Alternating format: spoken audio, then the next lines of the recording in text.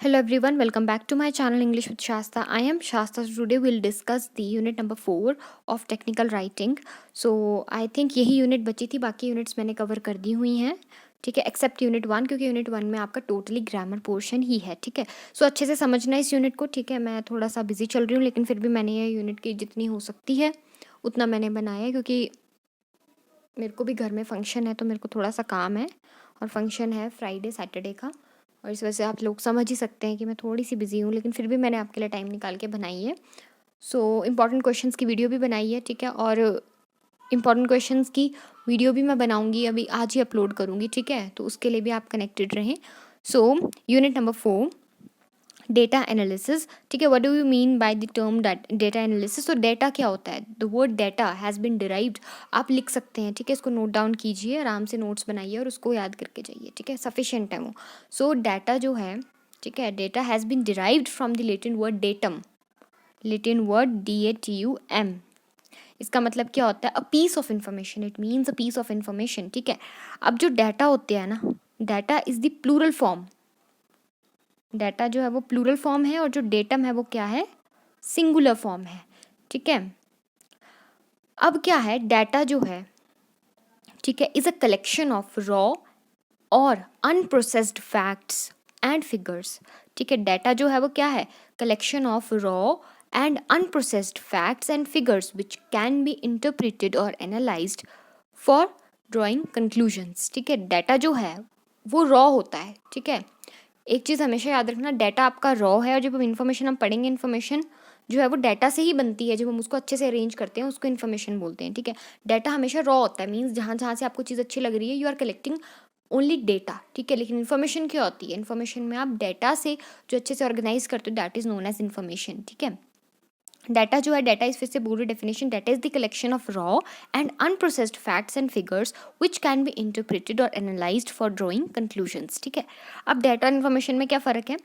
Data क्या होता है? मैंने बता दिया, collection of raw and unprocessed facts and figures. ठीक है, अब जब इसी डाटा को हम प्रोसेस करते हैं, जब प्रोसेस करते हैं तो उसको बोलते हैं इंफॉर्मेशन. ठीक है, when this data is processed in a definite form, to give a definite form, एक अच्छे से फॉर्म, ऑर्गेनाइज्ड फॉर्म में जब इस डाटा को बनाते हैं उसको बोलते हैं information. It is known as information. ठीक है, डाटा जो होता है वो इतना एक्यूरेट नहीं होता है. ठीक है, डाटा जो होता है उसमें रॉ फैक्ट्स होते हैं. Data has raw facts and information. On the other hand, information जो होती है वो क्या होती है? एक्यूरेट होती है. एक्यूरेट होती है, ऑर्गेनाइज्ड होती है, ईजी टू अंडरस्टैंड होती है. ठीक है, समझ गए? इग्नोर दी बैकग्राउंड साउंड, क्योंकि मैं अभी समझ ही सकते हैं आप लोग, है ना.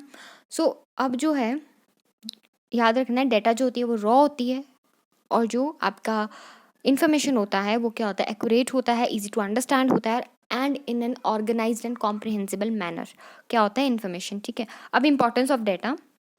डाटा की क्या इंपॉर्टेंस है? ठीक है, 4 मैं आपको बता देती हूँ, बाकी आप इस चीज़ के लिए गूगल भी सर्च कर सकते हैं. ठीक है, अब देखो, इंपॉर्टेंस ऑफ डाटा क्या है कि डिसीजन मेकिंग में हेल्प करता है डाटा, क्योंकि जब हमें डाटा से क्या मिलता है? इनपुट और फीडबैक्स मिलते हैं. फीडबैक में हम इजीली डिसीजन ले सकते हैं. तो इसका पहला पॉइंट आ जाएगा डिसीजन मेकिंग. ठीक है, पहला पॉइंट आ जाएगा decision making. Second point, results. Results का हमें कैसे पता लगेगा? डाटा से पता लगेगा. अगर हम डाटा को देखेंगे ढंग से तो हम देख सकते हैं ना क्या क्या रिजल्ट पहले के लिए हम क्या इंप्रूवमेंट कर सकते हैं. ठीक है, थर्ड पॉइंट क्या आ जाएगा? Problem solving. ठीक है, जब आपके पास डाटा होगा तो आप आइडेंटिफाई कर पाएंगे ना. ठीक है, क्योंकि स्टडी ऑफ डाटा से ही हमें पता लगेगा कहाँ प्रॉब्लम है, कहाँ पे जो है वो आपके गैप्स आ रहे हैं, उन गैप्स को आप हटा सकते हैं. नंबर फोर्थ पे क्या आ जाएगा? Supporting arguments. सपोर्टिंग आर्गूमेंट्स, कोई आपकी पॉलिसीज आपने बनानी है या कुछ भी आपने करना है. ठीक है, तो आप एक पर्टिकुलर वे में चलते हो. ठीक है, पर्टिकुलर वे में चलते हैं ना आप, पर्टिकुलर बोल सकते हैं आपकी, मतलब एक क्रोनोलॉजी या पर्टिकुलर मैनर में आप काम करते हैं. ठीक है, तो क्या करते हैं कि डाटा हेल्प करता है. कोई भी आपकी पॉलिसीज़ है, कुछ भी उसमें जो है वो, कोई भी आपकी आर्गूमेंट है या कुछ भी आपने क्रिएट करनी है न्यू आर्गूमेंट सपोर्ट करने के लिए अपने उस डाटा को, तो आप जो है वो क्या, किसका हेल्प लेंगे? और डाटा का हेल्प लेंगे. तो ये इसका जो है वो आ जाएगा एक इम्पॉर्टेंस. अब आ जाएगा टाइप्स. टाइप्स जो है बहुत ज़्यादा इंपॉर्टेंट है. ठीक है, टाइप्स को बिल्कुल भी मत छोड़ना, टाइप्स बहुत ज़्यादा इंपॉर्टेंट है. और इसके भी सब टाइप्स होते हैं, ठीक है। जैसे डाटा जो है, ठीक है, ऑन द बेसिस, यहाँ पे मैंने on the basis of source नहीं लिखा है, on basis of source there are two types of data, one is primary data and the second is secondary data, ठीक है। And on the basis of nature there is also two types of data, quantitative and qualitative, ठीक है। So coming first to the primary data, primary data. अब primary data क्या होता है? Primary data is the direct observation, लिख सकते हैं आप, primary data is the direct observation comma experience and recording of an event, recording of an event, ठीक है। It is collected through interviews, surveys, questionnaires, ठीक है। और you can collect or see or doing something like visiting a site, facilities देख सकते हैं आप। तो इस तरीके से जो आप डाटा कलेक्ट करते हैं अपनी ऑब्जर्वेशन से, अपने एक्सपीरियंस से, इंटरव्यूज़ लेके, सर्वेज के थ्रू, that is known as primary data. Secondary data क्या होता है?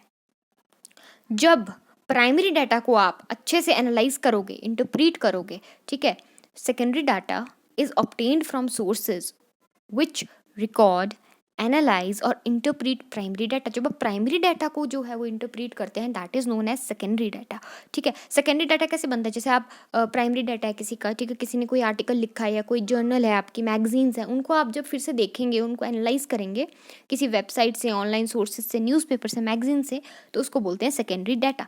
अब on the basis of nature, on the basis of nature कितने टाइप्स ऑफ डाटा हैं? There are two types of data, quantitative and qualitative, ठीक है। क्वांटिटेटिव में क्या आ जाएगा? जब आप वर्ड्स का जब आप किसी के वर्ड्स को सुनते हैं ना, क्वालिटेटिव में, क्वांटिटी में तो as you all know that quantity की बात आएगी, नंबर्स की बात आएगी, लेकिन क्वालिटेटिव में क्या देखेंगे हम? क्वालिटी देखेंगे। तो क्वालिटी किसी भी पर्सन की कैसे पता लगती है? उसके वर्ड्स से। So words are very very important in qualitative data. इसमें आप वर्ड्स की हेल्प से आप अपने डाटा को क्रिएट करते हो, ठीक है। Uses words, qualitative data uses words to record and describe the data, ठीक है।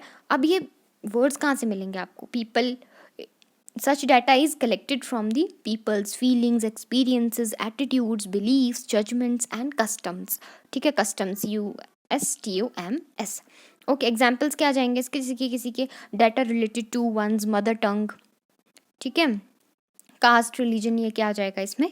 एग्जाम्पल। नेक्स्ट जाएंगे इसके टाइप्स। अब क्वालिटेटिव के, क्वालिटेटिव मीन्स हमने बोला वर्ड्स से पता लगेगा, तो इसके दो टाइप्स हैं। एक है nominal. First of all will talk about nominal data.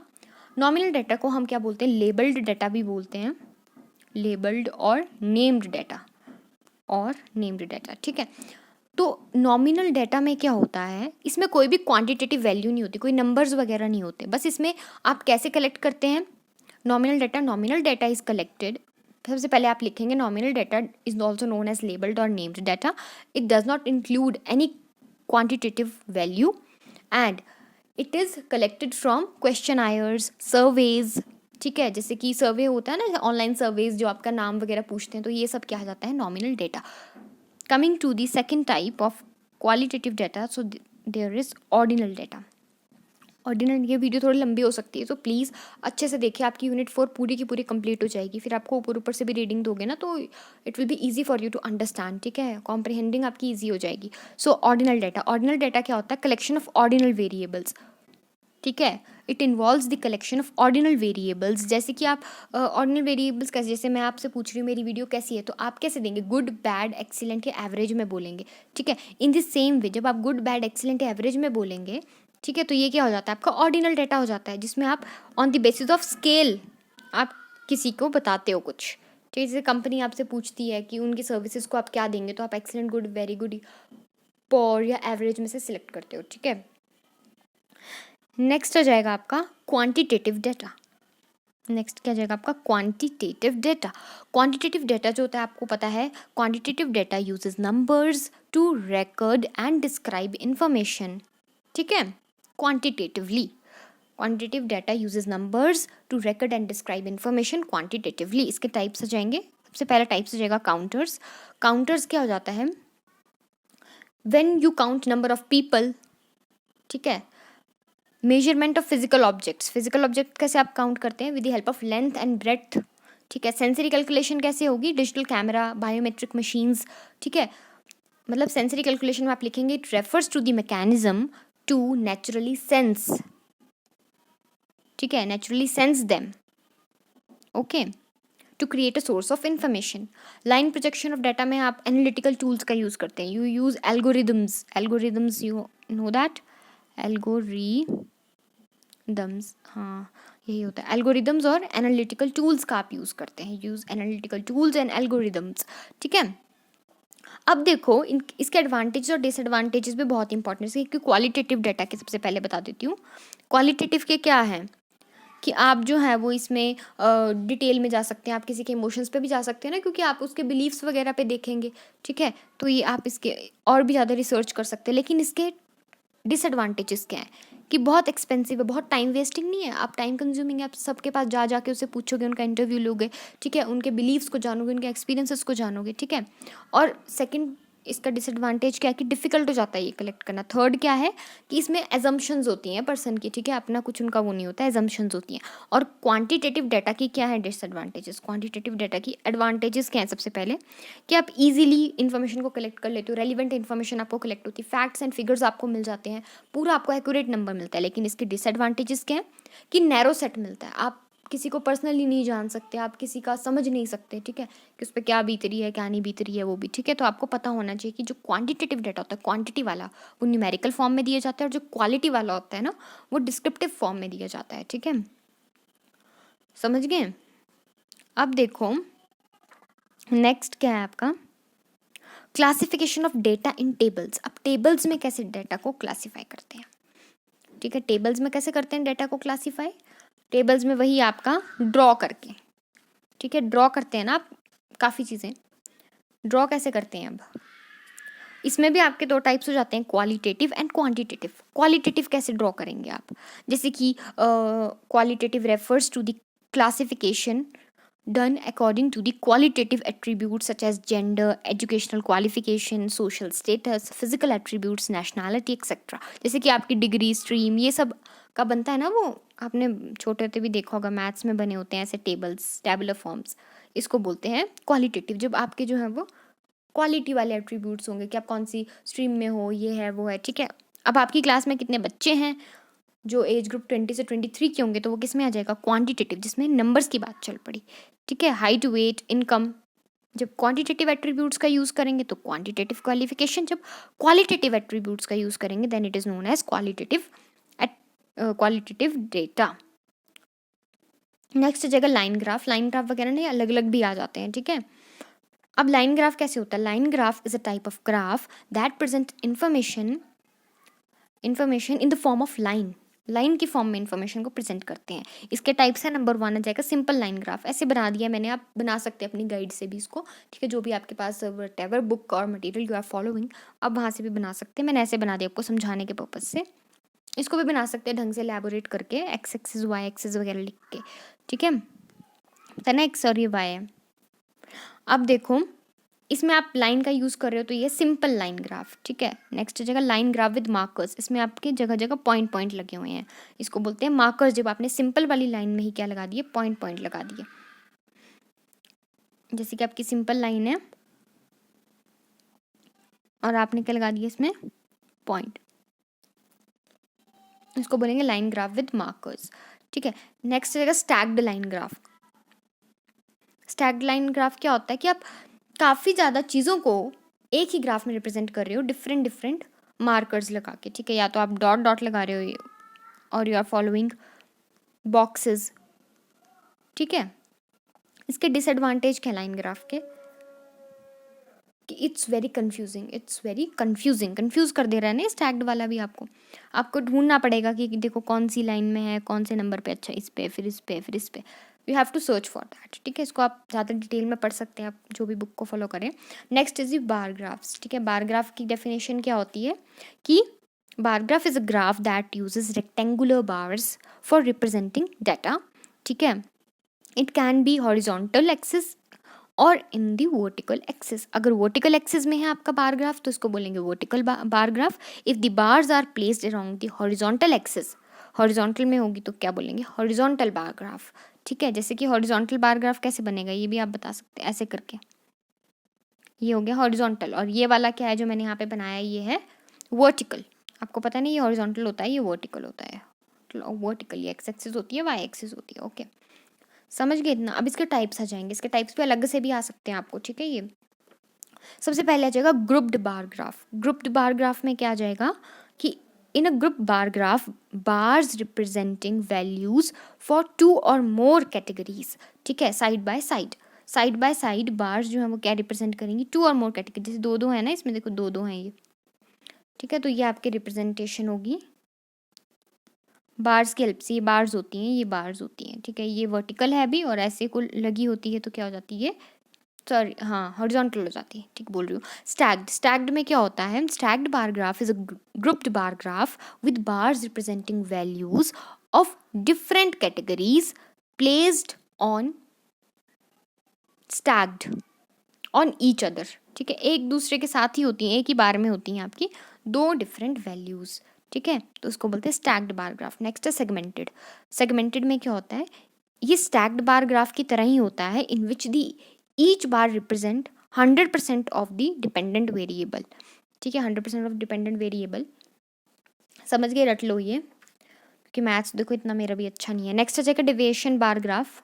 Deviation bar graph में क्या होता है ना कि ज़रूरी नहीं है आपका ऊपर ऊपर ही बने बार, आपका नीचे भी जा सकता है, डेविएट भी कर सकता है, ठीक है। इसका क्या आ जाएगा कि नेगेटिव वैल्यूज में इसमें रिप्रेजेंट कर सकते हो आपकी। इसका डेफिनेशन लिख लो, deviation bar graph is a vertical bar graph with bars on both sides to represent positive and negative values। देखो ऊपर भी हैं बार्स, नीचे भी हैं बार्स, ठीक है। इसको बोलते हैं डेविएशन बार ग्राफ, ठीक है। और इसके जो है वो आपके, अब डिसएडवांटेज क्या है बार ग्राफ का, डिसएडवांटेज ऑफ बार ग्राफ क्या है कि आपको बहुत ज़्यादा एडिशनल एक्सप्लेनेशन देनी पड़ती है। अब हर किसी को तो बार समझ नहीं आएंगी ना, ठीक है। और मैन्युपुलेट करने के लिए बहुत डिफिकल्ट हो जाता है, ओके। और इसमें जो है वो आपके अजम्पशंस रिवील नहीं होती हैं। नेक्स्ट लास्ट आ जाएगा पाई चार्ट। पाई चार्ट कैसे होता है, पाई चार्ट क्या होता है, pie chart is a circular graph, जिसमें जो है वो pie chart is a circular graph with slices or sectors indicating proportional value of each category. और ये पाई चार्ट जो है वो 100% को रिप्रेजेंट करता है, it represent 100%, okay.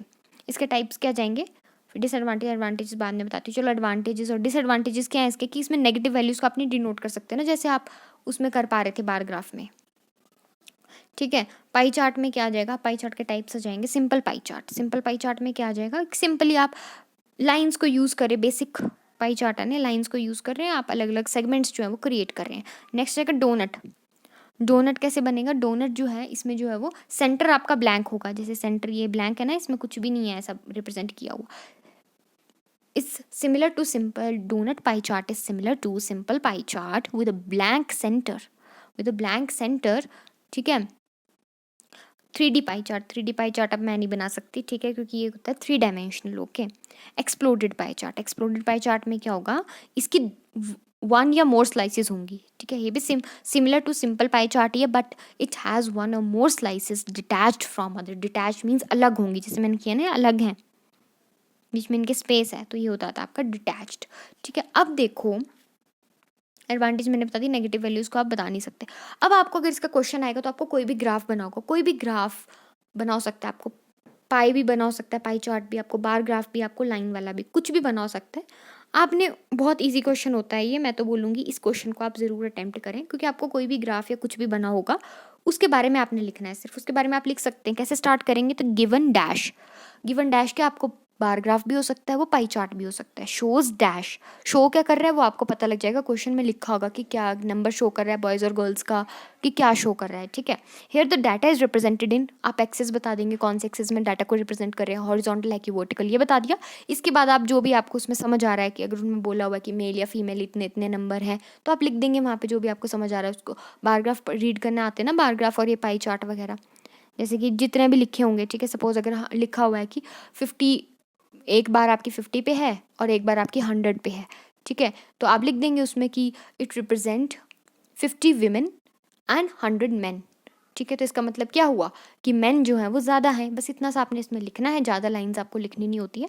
5 to 6 points जो हैं बहुत होते हैं इसमें, ठीक है। तो बस इतना ही है इस यूनिट नंबर 4 में, और बहुत इजी होता है, मैं बोलूँगी इसी क्वेश्चन को करो, बहुत इजी होता है ना लिखना। पाई चार्ट आ गया तो पाई चार्ट में आप बहुत इजीली लिख सकते हैं, जैसे कि अगर आपको इसी का लिखना है,